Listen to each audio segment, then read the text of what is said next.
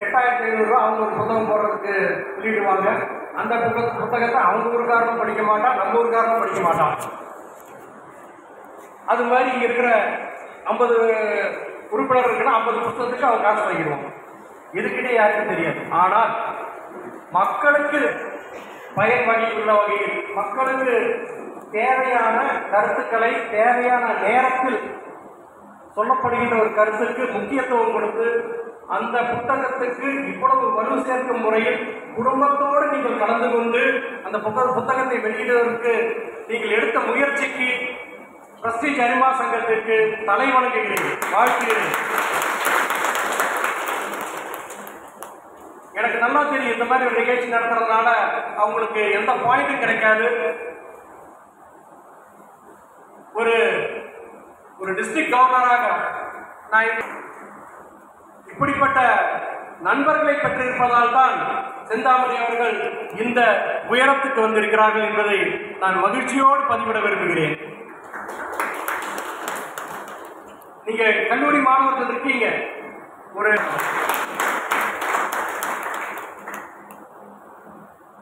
இன்னைக்கு நம்மளுக்கு நட்புங்கிறது எங்க இருக்கு?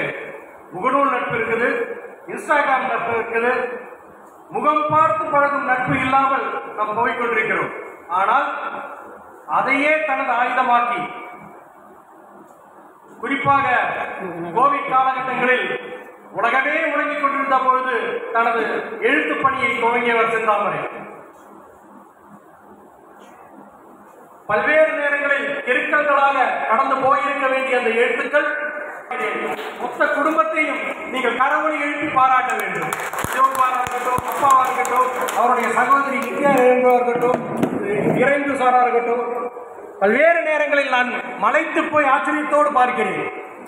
இதைத்தான் கம்பன் வீட்டு கட்டுத்தறியும் கவிபாடும் சொல்லியிருப்பாங்க. அப்படிங்கிறது ஆயுதமாக மாற்றியவர் செந்தாமரை. ஏன்னா முகநூல்ல அவருடைய எழுத்துக்களை எதிர்மறை கருத்துக்கள் வந்தபோது அதை கூறாக்கி சீராக்கி செம்மையாக்கி இன்று தானும் ஒரு எழுத்தாளர் என்கின்ற அந்த உச்ச நிலையை அடைந்திருக்கிறார் என்றால் மிகையாக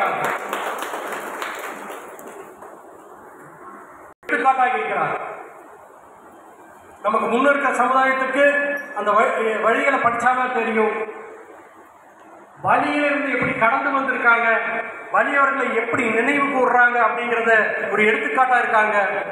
93, 96 பேட்ச்ல இருந்துட்டு எங்களோட நட்புல இருக்கிறதுனால நிகழ்காலத்தில் இருக்கிற எங்கள் சமுதாயத்திற்கும் ஒரு முன்மாதிரியாக இருக்கிறார். கொண்டு இந்த மாதம் எனக்கு மிக அதிர்ஷ்டமான மாதம், ஆகஸ்ட் மாதம் அதிர்ஷ்டமான மாதம் அப்படின்னு பதிவு பண்றேன்.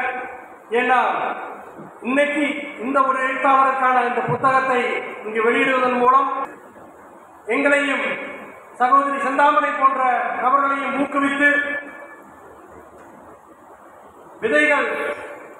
விதைத்தவன் உறங்கினாலும் விதைகள் உறங்குவதில்லை என்பதற்கு சான்றாக